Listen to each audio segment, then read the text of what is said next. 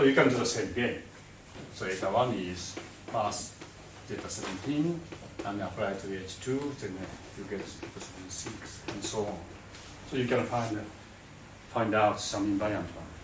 And then also you can find another one which does, or some which doesn't appear here. And there should be 8 terms here. 8 terms. And sum is actually -1, and product is, I forgot, 4 or 2 or 3 or something, some integer. You get it. And then you can divide this half. Is chi1, no, guzai 1, guzai 2, guzai 3, guzai 4. So now next one is H4 invariant. So that's something like zeta 17 plus something. And then this is now 4 terms, and you can find 4 such ones. And then you have to choose H3 invariant. This is very simple. You can easily find that something else.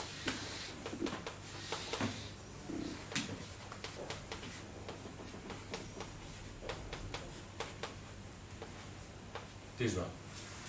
So this means that zeta 17 plus zeta 17, 15, and this is zeta 17 plus zeta 17, 14, so on. And so on. You can find it. This is 8 equations? 8. Yes, 8 such element. And then you can show that every time guzai 1 is the root of a quadratic equation whose coefficient is k1. And chi1 is the root of a quadratic equation whose coefficient is k2. And so on. So everything you can just using the square root, you can solve these equations.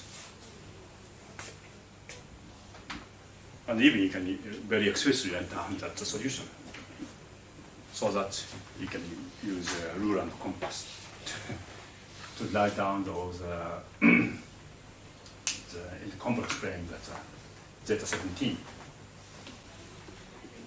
You can calculate very well.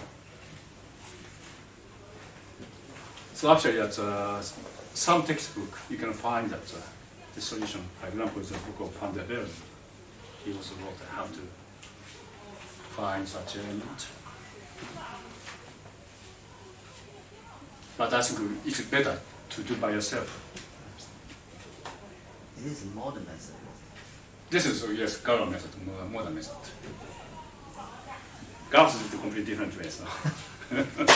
The following integral, definite integral. What is this? Maybe you already forget. This is arcsine, not tangent. Arcsine of u. Okay. So if you write, this means if you write this x, then that u is sine x. That's okay? So everyone knows that. Okay. Then, for a long time, after they found that this definite integral, they really try to calculate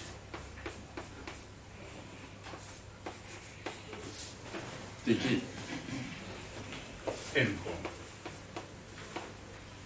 3.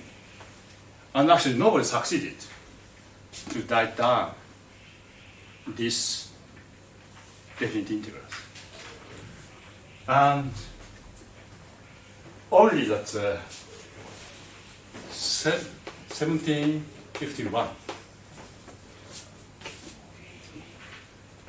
Fagnano, Italian, I don't know whether maybe he's a mathematician, but not only. He's a, what is his main job? I don't know. But he did also mathematics, and he collected his mathematical work 1750, so made a book, and he sent 1751. He sent the book to Euler, in Berlin. At that time, Euler was head of the academy in Berlin. And according to Jacobi, so 1751 is the year of the birth of elliptic function theory. And what Fagniano did, actually Fagniano studied at this integral.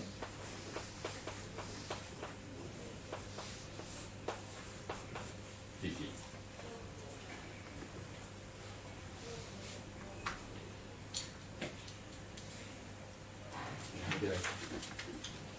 Just compare.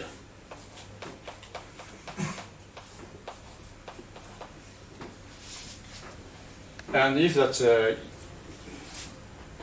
if you integrate from this function to 0 to v, and if it is twice of the 0 to u, and he found that there is some relation between u and v.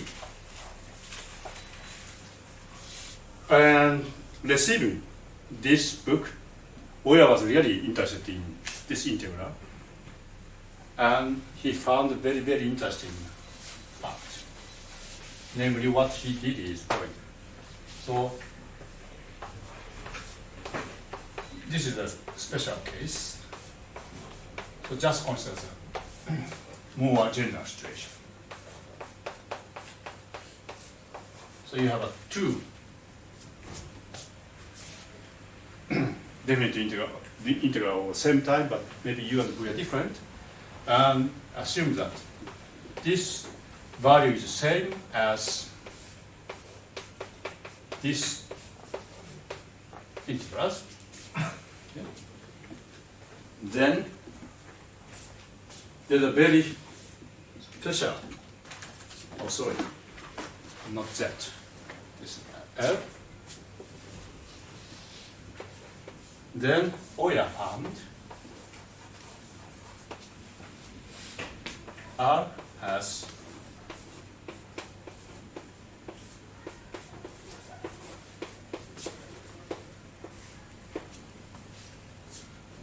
no, sorry, this is, wait a minute.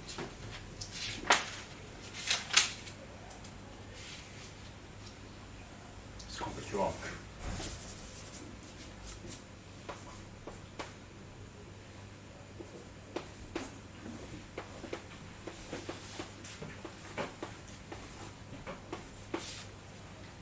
It's complicated, but. And this is and yeah, what Fagniano did is maybe just slightly change. Sorry, I changed this R. Then what Fagniano did is very special case. U and V is the same. So in this case, R is just u and v is same, so 1 plus u to the fourth and 2 times u. This is Fagniano result. And looking at his result, Euler found this. And later, Euler generalized this result for the any polynomial of degree 4 in here.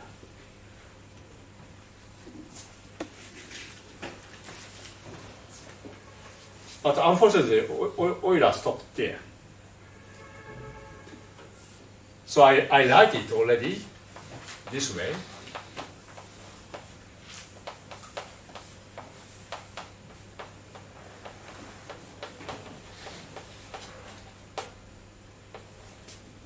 So in other way, if you consider the u as a function of x, so it's usually opposite way.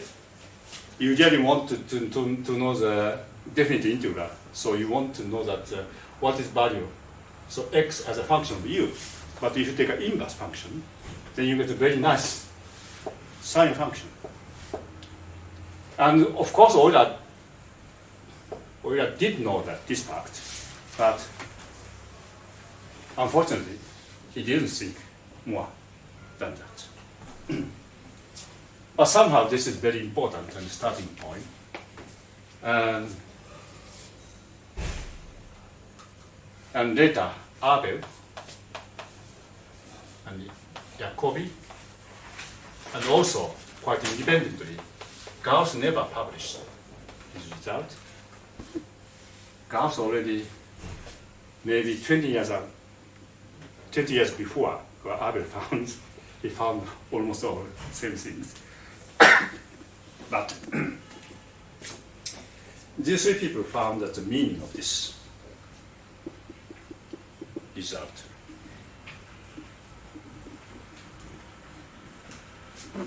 And this is today called the addition theorem.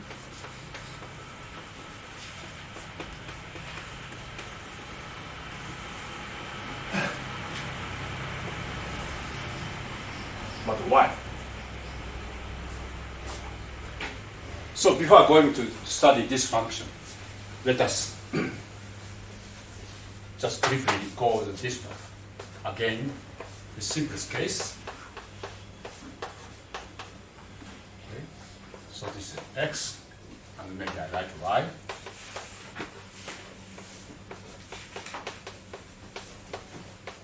Now again, I write.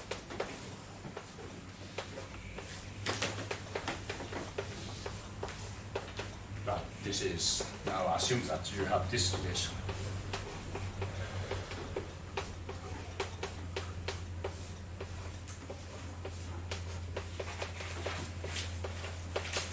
So that is nothing but x plus y.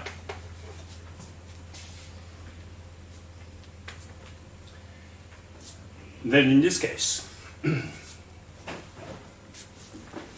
if you like, L is sine of x plus y, and you know that addition theorem of the sine function, what is sine x plus y is? What is it?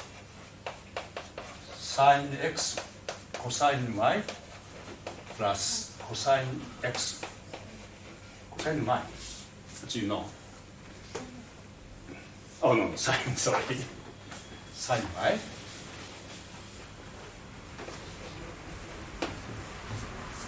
But on the other hand, looking at here, u is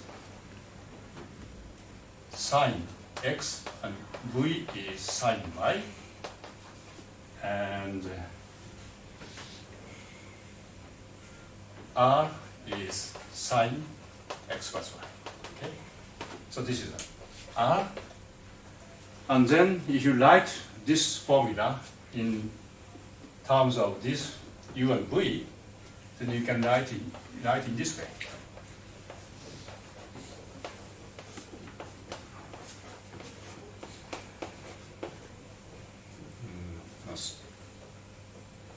Okay.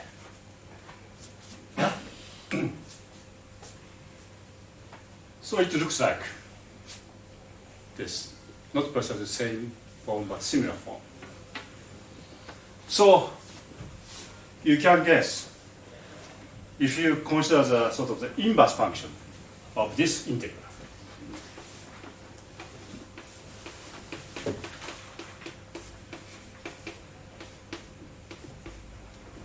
So inverse function means that now consider u as a function of x. Then probably this gives you something about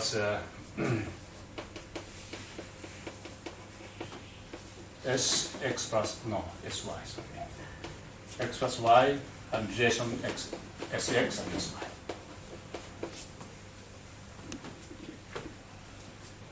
But of course, this s looks like a sine function, sort of the generalization of sine function.